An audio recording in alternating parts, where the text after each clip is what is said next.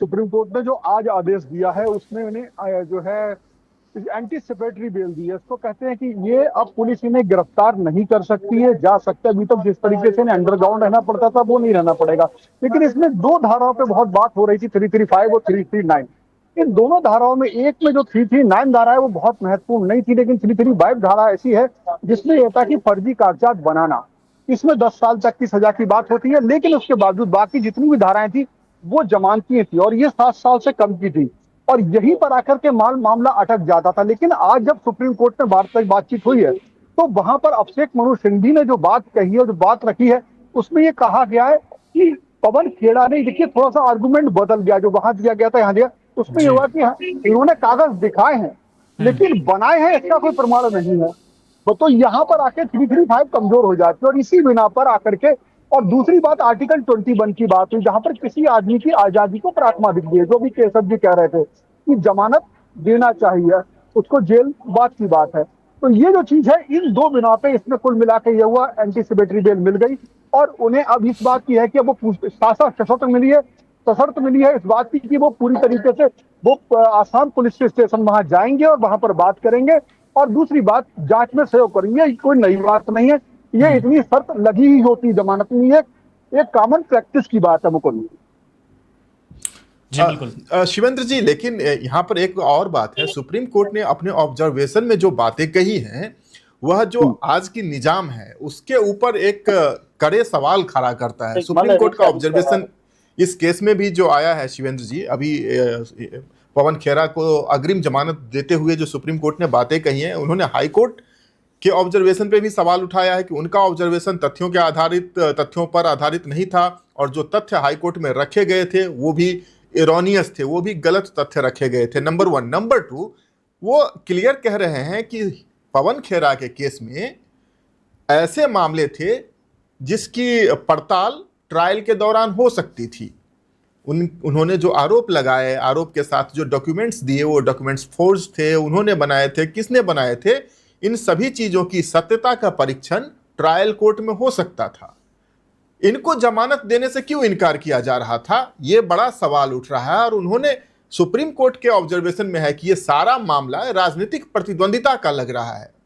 वो कह रहे हैं कि पॉलिटिकल राइवलरी का मामला इसमें लग रहा है, न्याय से कहीं ज्यादा ये राजनीतिक प्रतिद्वंदिता की स्थिति थी। राजनीतिक पार्टियां इतनी ज्यादा असहिष्णु क्यों हो गई हैं? कोई अगर कुछ बोलता है तो उसके मौलिक अधिकार के हनन तक पर उतर आते हैं। देखिए केशव जी, यहाँ पर सुप्रीम कोर्ट ने जो दो तरह की बातें कही हैं वो मैं आपको बताता हूँ। जो बात आपने की, उन्होंने इस पूरे मामले को देखा और उन्होंने कहा ये मामला राजनीतिक प्रतिद्वंदिता का लग रहा है। ये एक दूसरे को, उन्होंने हेमंता के जो बातें हैं उनको भी लिया है कि ये एक दूसरे को जवाब देने जैसी बात है। लेकिन सबसे बड़ी बात है, जो अगर हम ये कहते कि हाई कोर्ट की चीजों पर टिप्पणी करी, तो ये सिंपल प्रैक्टिस है। जब निचली अदालत कोई चीज करती है और ऊपरी अदालत जब उसका डिसीजन चेंज करती है तो उसमें उसे कुछ ना कुछ फाइंडिंग देनी होती है। तो उन्हीं फाइंडिंग्स को सुप्रीम कोर्ट ने परखा जो हाई कोर्ट से छूटी, ऐसा मान सकते हैं, और उसी को उसने कहा है। और इसलिए उन्होंने ये माना कि इस ऐसे केस में जो पवन खेड़ा है उनकी एंटीसिपेटरी बेल की व्यवस्था बनती थी, वो इस लाइक केस था। एक चीज मैं आपको और बता दूं, यहाँ पर जो बाकी सारे केस थे, जिसमें जो भी दूसरे केस से जो धाराएं लगी हुई हैं, वो सभी धाराएं 7 साल की थी, यानी कि वो जमानती थी। और एक तमाम केस ऐसे हैं, ये सुप्रीम कोर्ट का एक निर्णय है जिसमें कहा गया है, अंतिम वाला, जिसमें ये कहा गया है कि इस तरह के केस में आप धारा 35 का नोटिस दे सकते हैं। यानी कि पुलिस अगर आती तो उन्हें धारा 35 का नोटिस दे दी कि आपके खिलाफ ये वाद दायर हुआ है, ये मुकदमा दायर हुआ है, आपको इस बारे में पुलिस का सहयोग करना चाहिए।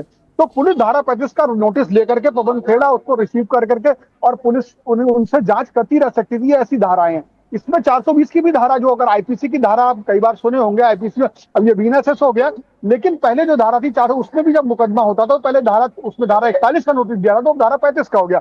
वो नोटिस देने के बाद में उसमें पुलिस का सहयोग का, वहां भी गिरफ्तारी नहीं है जब तक कि चार्जशीट फाइल ना हो जाए, इसलिए ये मामला गिरफ्तारी का नहीं था। लेकिन इसमें जब 335 जुड़ी तो ये मामला आगे बढ़ गया। यानी कि उन्होंने खास तौर से ये आरोप लगाया इसमें कि इन्होंने फर्जी कागज बनाए हैं, वो कहां से आए हैं। और हाई कोर्ट ने इस पॉइंट को बहुत लिया। हाई कोर्ट की एक ऐसी टिप्पणी थी जो मैंने ही पिछली वीडियो में कहा भी था, मैंने उस पर वकीलों से सवाल भी पूछे तो उन्होंने कहा कि आपने एक इनोसेंट लेडी को कंट्रोवर्सी में ड्रैग कर लिया। मेरा मानना ये है, अगर आप मुझसे आप पूछ रहे हो तो मैं राजनीतिक, आपने ऐश्वर्या की बात कही तो मैं उसे बताऊं, मैंने वो जो उनकी रिंकी हैं, उनकी पत्नी, वो जी आपको लगातार हेमंत बिस्वा शर्मा के साथ मंच पर भी दिखाई देती हैं, रैली में भी दिखाई देती हैं। आप बिल्कुल ये नहीं कह सकते वो राजनीतिक रूप से सक्रिय नहीं है। महिला वोटरों को साधने के लिए भी हेमंत बिस्वा शर्मा रिंकी का प्रयोग करते हैं, और यही नहीं, वो बंगाल तक उसे लेकर के गए, उन्हें बंगाल में भी आपको हेमंता के साथ दिखाई दे रही हैं।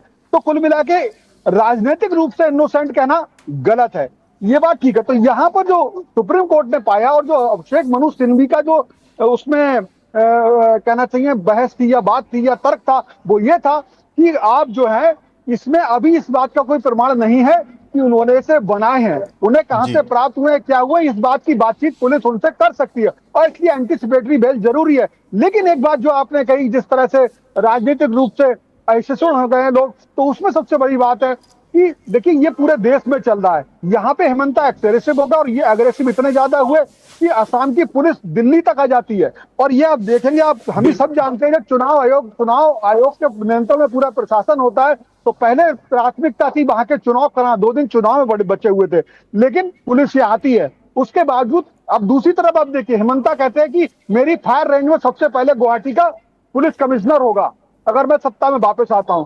तो क्या है ये कितनी ज्यादा एग्रेशन है। और यहां पर मेरी वकीलों से बात, उनका कहना है कि जिस तरीके से वो एक संवैधानिक पद पर है, अगर जिस तरीके से वो मुख्यमंत्री बनते हैं, तो उनके लिए भाषा नहीं है।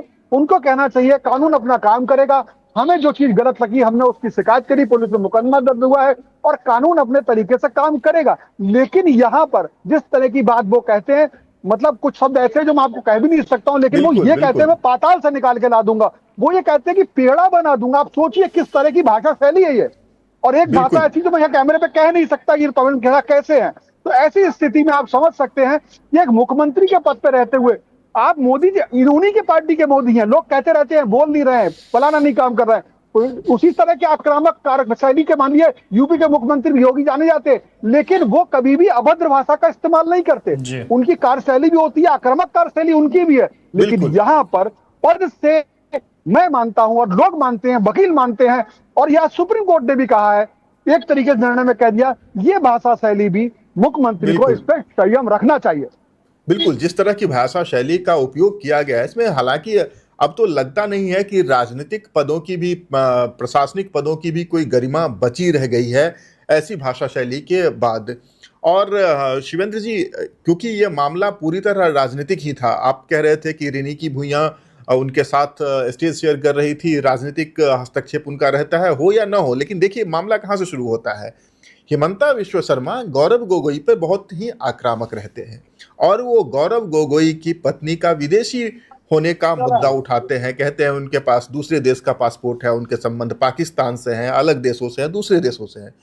वही पैंतरा कांग्रेस भी अपनाती है। जी गौरव गोगोई की पत्नी पर आक्रामक रहते हैं हेमंता विश्व शर्मा, हेमंता विश्व शर्मा की पत्नी पर आक्रामक हो जाती है कांग्रेस, और कांग्रेस इसके लिए सामने लाती है पवन खेड़ा को, और पवन खेड़ा सामने आकर ऐसे आरोप लगाते हैं, उन्होंने जो कागजात दिखाए, पता नहीं वो कागजात उन्होंने बनाए थे, किसने बनाए थे, ये तो ट्रायल में जब केस चलेगा तब ये बात स्थापित होगा, इस पर फैसला आएगा कि उन्हें आखिर वो पेपर कहाँ से मिले थे।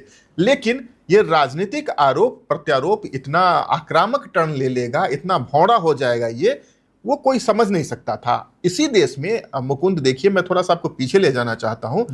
बात तो होती है 1996-95 की, और देश में लोकसभा का चुनाव होना होता है, हवाला का केस चलता है, और कहा जाता है कि हवाला में लालकृष्ण आडवाणी का भी नाम है। अब राजनीतिक सूचिता का ये उदाहरण देखिए कि सिर्फ एक आरोप लगता है, और लालकृष्ण आडवाणी उससे पहले कोई चुनाव नहीं हारते हैं।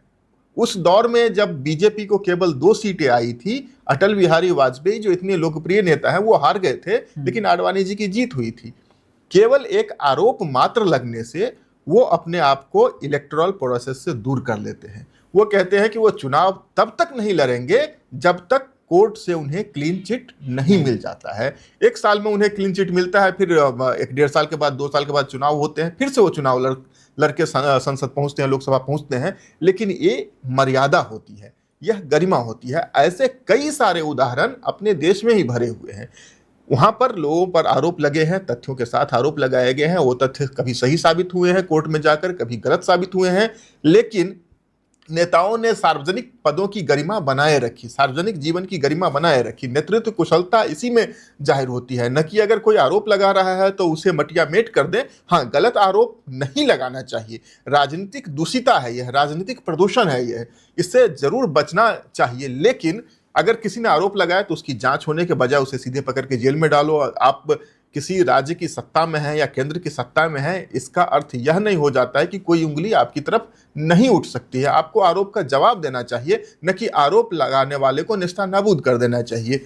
यही सारा कुछ इस विषय में सामने निकल कर बिल्कुल आ रहा केशव है। जी, बड़ा विचित्र मामला अपने आप होता चला आया। अब क्योंकि पवन खेड़ा जिस जनता के पैसे, जनता के न्याय की बात कर रहे थे, अचानक उन्हें खुद न्याय लेने के लिए दर दर भटकना पड़ा और पुलिस से भी बचने की कोशिश करनी पड़ी। अपने दूसरे विषय पे भी हम आएंगे, लेकिन मैं शिवेंद्र सर से एक और सवाल पूछना चाहता हूँ। शिवेंद्र जी, सिक्के का दूसरा पहलू, यानी कि जहां चौतरफा बात चल रही है कि पवन खेड़ा को बड़ी राहत, हेमंता को बड़ा झटका, हेमंता और उनके समर्थकों का अगला मूव क्या होने वाला है जब सुप्रीम कोर्ट से अग्रिम जमानत मिल गई है पवन खेड़ा को?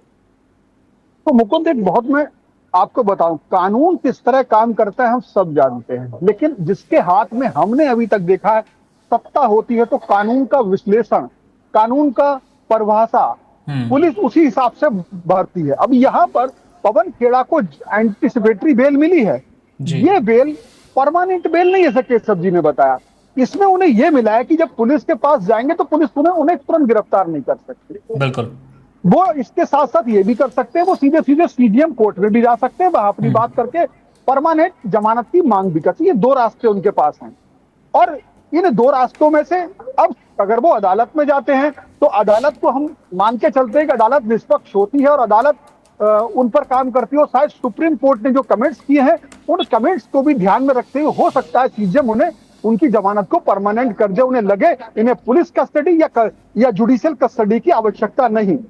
पुलिस वहां पर उसके बावजूद, मेरा मानना है, क्योंकि अगर जिस तरह का क्रोध आप हेमंता का देख रहे हैं, आप कहते रहिए आप किस पद पर है, आप कहते रहिए आप चीफ मिनिस्टर है, आप कहते रहिए उसकी यह गर्मा है, लेकिन आज की तारीख में जिसके पास पावर है वो कानून का इस्तेमाल पूरी तरीके से और कानूनी एजेंसियों का इस्तेमाल अपने तरीके से करना चाहता है। और ऐसी स्थिति में मेरा मानना है जब अगर ये पुलिस के पास जाएंगे तो पुलिस इंट्रोगेशन में शामिल होंगे, वो अलग बात, तो पुलिस चार्जशीट पे गिरफ्तार कर सकती है। लेकिन इन्होंने अगर दूसरा रास्ता इस्तेमाल करा, पुलिस के पास ना जाकर के सीडीएम में जाके परमानेंट उसकी बात करी, तब वहां पर पुलिस वहां से उनसे पुलिस कस्टडी की बात करेगी, ताकि इन्हें ले जाकर बात वही पूछताछ पे आएगी। और बात फिर इन चीजों पे इनका जो निर्णय होगा वो एक्चुअली पुलिस को करना है, पुलिस को जांच करनी है, पुलिस को पता करना है कि कौन सी चीज कैसे करेगी। पुलिस ये सिद्ध करने की कोशिश करेगी इन्होंने कागज बनवाए या नहीं बनवाए। क्योंकि जो बात अभी केशव जी ने कही वो ये कही कि वो आरोप लगाते रहे हैं गोगोई पर, उसकी पत्नी पर, और भी पीछे केजरीवाल भी बड़ी बड़ी फाइलें लेकर के राहुल गांधी के जीजा के ऊपर भी लेकर के जो 2012 में बैठे सत्ता के बल पे आ गए। इनका जब नैरेटिव बनता है तो उससे सत्ता बदलती गिरती ये बात होती है। और हो सकता है पवन खेड़ा ने उस समय यही प्रयास किया हो, अगर ये 3 देशों का पासपोर्ट इनके पास आ जाए और ये सिद्ध हो जाए कि विदेशों में संपत्ति है, तो भ्रष्टाचार के मामले में अंतिम चरण में इनको, हेमंत विश्व शर्मा को यह मामला संभालना मुश्किल हो जाएगा और चुनाव पे कुछ फर्क पड़ सकता है। लेकिन यहाँ पे गलती क्या हो गई, उन्होंने प्रेस कॉन्फ्रेंस में उन ना सिर्फ आरोप लगाए, अगर वो आरोप लगाए होते उसकी जांच होती, उनका किसी का प्रमाण नहीं था, ये उन्होंने सुना, उनके पास जानकारी, उन्होंने कहा, लेकिन उन्हें उनको प्रेजेंट किया वहां पे कि यहाँ पर ये केस है, यहाँ पर ये पासपोर्ट, उसकी तस्वीरें चलाई, और उसके बाद में संबंधित जगह के जो उनके हमारे यहाँ पर उनके क्या बोलते हैं उसे, राजदूत कार्यालय, एम्बेसडर, वहां से आकर के उन्होंने उसको नकार दिया कि हमारे यहाँ इस तरह का इनकी पत्नी का कोई पासपोर्ट हमारे यहाँ से जारी नहीं हुआ है। यहाँ से बल मिल गया, और यहाँ से जब आप चीज कागज दिखा रहे हो तब उसके बाद में रिपोर्ट दर्ज करने का आधार मिल गया। कानूनी खेल कैसे खेला जाता है वो हुआ। लेकिन सुप्रीम कोर्ट ने यहाँ पे देखा और दलीलों में फिलहाल यहाँ पे अभिषेक मनु सिंघवी की दलीलें पास हो गई, लेकिन अभी ग्राउंड पे आप कहें तो पवन खेड़ा की मुश्किलें कम जरूर हुई हैं, खत्म नहीं हुई है। लेकिन शिवेंद्र जी, पवन खेड़ा की मुश्किलें कम हुई हैं, फौरी तौर पे कम हुई हैं, खत्म बिल्कुल नहीं हुई है।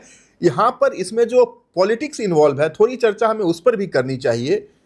दिल्ली में चुनाव होना होता है, अरविंद केजरीवाल की पूरी मशीनरी को, पूरी कंपनी को किसी न किसी आरोप में सलाखों के पीछे भेज दिया जाता है। चुनाव खत्म होता है 6 महीने के बाद, राउज एवेन्यू कोर्ट में सारे जो आरोप थे उसके लिए कोई दस्तावेज, कोई गवाह, कोई सबूत नहीं पेश किया जाता है और सबको क्लीन चिट मिल जाती है, बरी हो जाते हैं सब लोग, जमानत ही नहीं होती है, वो सब रिहा हो जाते हैं, उनको केस से एक्विटल हो जाता है। पवन खेरा के केस में असम में चुनाव चल रहे होते हैं, चुनाव कैंपेन में ये सारी चीजें होती हैं, चुनाव खत्म होते ही सुप्रीम कोर्ट इन्हें एंटीसिपेटरी बेल दे देता है। तो क्या यह सवाल सत्ता के शिखर पर बैठे लोगों से नहीं है? क्या यह सवाल जो ये पूरा सिस्टम चलाते हैं उनके ऊपर नहीं है? क्या यह सवाल उस चुनाव आयोग के ऊपर नहीं है जिसके अंदर असम की पुलिस उस टाइम में आ रही थी? क्योंकि वो चुनाव चल रहा था कि वहां पर आदर्श आचार संहिता लागू है, तो सब कुछ वहां पर चुनाव आयोग कर रही है और उस चुनाव आयोग का काम चुनाव को सुचारू पूर्वक आयोजित कराना होता है। उसके बीच में असम की पुलिस दिल्ली आ रही है, पवन खेरा के पीछे भाग रही है। यह सवाल पूरे सिस्टम पर है, कैसे हो रहा है? क्या इसमें राजनीतिक घालमेल नहीं है? क्या न्याय को, कोर्ट को अपना काम करने दिया जा रहा है? क्या एजेंसीज को अपना काम करने दिया जा रहा है या उन पर ऐसा कोई दबाव है? ये इन दोनों केसों में देखिए, दिल्ली का चुनाव खत्म होता है, सबको केस से वरी कर दिया जाता है। असम का चुनाव खत्म होता है, इनको एंटीसिपेटरी बेल मिल जाता है। And I will not be surprised कि कोर्ट में जाकर ये केस विथस्टैंड ही ना करे, वहां पर सबको फिर से उसी तरह पवन खेरा पर से भी सारे आरोप हट जाए। शिवेंद्र जी से भी एक टेक ले लेते हैं हम, बिल्कुल हमारे साथ बने हुए हैं। समझना चाहेंगे आपसे, क्या इसके पीछे क्या मंजर नजर आ रहे हैं? आपने जो कहा उसका सीधा सा मतलब है, आपने कहा सत्ता के शीर्ष लोगों से इसका जवाब जरूर लेना चाहिए। लेकिन केशव जी, आप भी जानते हो, हम भी जानते हैं, जो आदमी सत्ता में होता है, जिसके पास ताकत होती है, वो चाहता है उसके प्रतिद्वंदी की पॉलिटिकल डेथ कर दी जाए, और इसके लिए उसे सीधे मारना नहीं होता है, उसके लिए उसको करना होता है कानून के रास्तों का इस्तेमाल। और एक और बात है, अगर आपके पास मुकदमा लग जाता है तो आप बचते नहीं हो। आज केजरीवाल, ये बात अलग है, निचली अदालत से, जिला अदालत से बच गए। आज हम यहाँ खड़े होकर क्या कह रहे हैं? आज हम खड़े होकर कह रहे हैं हाई कोर्ट का निर्णय गलत था और सुप्रीम कोर्ट ने पवन खेड़ा को जमानत दे दी। इसका मतलब ये हाई कोर्ट का निर्णय बदल सकता है। तो अभी वहां से छूटे जरूर हैं, लेकिन सीबीआई पहुंच गई है हाई कोर्ट, जहां पर पूरा वो सत्याग्रह, सारी चीजें, वो अलग बात है, यहाँ बात करना ठीक नहीं है। लेकिन ये कोई जरूरी नहीं है कि ऊपर बच जाए। वो बचे हैं, निर्दोष साबित नहीं हुए। वो सबूतों के अभाव में अगर कोई आदमी बचता है तो वो बाइज्जत बरी नहीं होता है। बस सबूत क्या पेश करता है, उसका, उस पर उनको किस तरीके से परिभाषित किया गया, किस तरीके से देखा गया जिला अदालत ने, हाई कोर्ट किस तरीके से देखता है, अंत में जाकर सुप्रीम कोर्ट किस तरह देखता है। और अगर आप बात कर रहे हैं इस बात की कि राजनीतिक ताकत हासिल होने के बाद विरोधी को किस तरह से दबाया जाता है, विरोधी को किस तरह सहूलियत दी जाती है, तो मैं एक लाइन केवल इतनी सी बोलूंगा कि जिस तरीके से, वो मैं अपनी पहली बात में बोल चुका हूं कि किस तरीके से असम की पुलिस चुनाव छोड़ करके दिल्ली छापा मारने आती है, लेकिन आप वही बात देखेंगे, पवन खेड़ा क्या चुनते हैं? पवन खेड़ा बचाव के लिए कौन सा रास्ता चुनते हैं? जहां पर कांग्रेस की सरकार होती है तेलंगाना में, तो ना तो वहां जाकर के उन्हें हर तरीके की हॉस्पिटलिटी, वहां पर उन्हें हर तरीके अवगत होती है, उनके बचाव के सारे काम होते हैं, उन्हें वहां डर नहीं लगता है रास्ते पुलिस पकड़ लेगी, वहां वो हाईकोर्ट चले जाते हैं। लेकिन यहाँ पर वहां आपको देखा, वो छुप के कैमरे के छुप के देखे गए।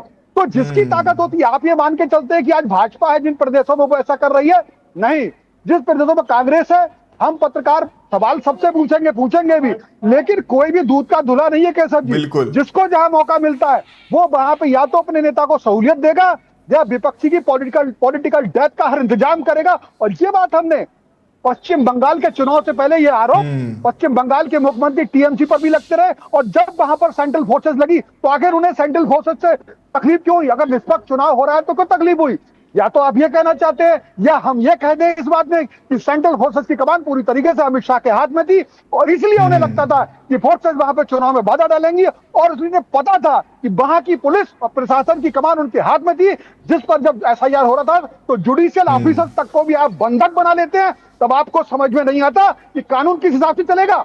जब आप जुडिशियल अधिकारियों को बनाते हैं बंधक, तो जब अपने गिरेबान में झांक के नेता नहीं देखते, यही नेता भाजपा के आज जो भी कर रहे हो, लेकिन कल अगर सरकार पलट जाती है और कल उसके हाथ में ताकत आ जाती है, तो यही लोग ईडी, यही लोग सीबीआई, यही लोग दूसरे तमाम लोगों को, इन्हीं ने कहा था ना सीबीआई तोता है सरकार का, तो ये सब कहने लगेंगे। तो यह दूध का झूला कोई नहीं है केशव जी। सरकार आज बीजेपी की है, तो निश्चित तौर से सवाल हमारे उठते हैं। बिल्कुल। हालांकि पवन खेरा को अग्रिम जमानत मिलने के बाद वहां पर कांग्रेस के साथ साथ इंडिया अलायंस की जो सहयोगी पार्टियां हैं उन्होंने भी सरकार की मंशा पर सवाल उठाए हैं। आम आदमी पार्टी के अनुराग ढंडा उनके प्रवक्ता हैं, उन्होंने क्लियरली कहा है कि भारतीय जनता पार्टी की मशीनरी ऐसे तरीकों का इस्तेमाल करती है जिससे उन्हें चुनाव में लाभ मिल सके और विपक्षी पार्टियों को खत्म किया जा सके। ये उनका एक काम करने का अलग तरीका है। उन्होंने अरविंद केजरीवाल वाले केस का उदाहरण दिया। पश्चिम बंगाल में जो शिवेंद्र जी अभी कह रहे थे, केंद्रीय एजेंसीज का इस्तेमाल किस तरह से आईपैक को लेकर के उनके ऊपर ईडी की रेड करवाई गई या रेड की गई और उसके बाद जो चीज़ें हुई वहाँ की स्टेट मशीनरी को पूरा सबोटाज कर दिया गया। और साथ ही हेमंता विश्व शर्मा की पत्नी के ऊपर आरोप लगाने के मामले में पवन खेरा के ऊपर जो कार्रवाई होने की उम्मीद थी, वो सारी चीज़ें आम आदमी पार्टी के प्रवक्ता भी कह रहे हैं कि सरकार इसमें बहुत हद तक शामिल थी, इस मामले को कुछ अलग रुख देने में। Subscribe to One India and never miss an update. Download the One India app now.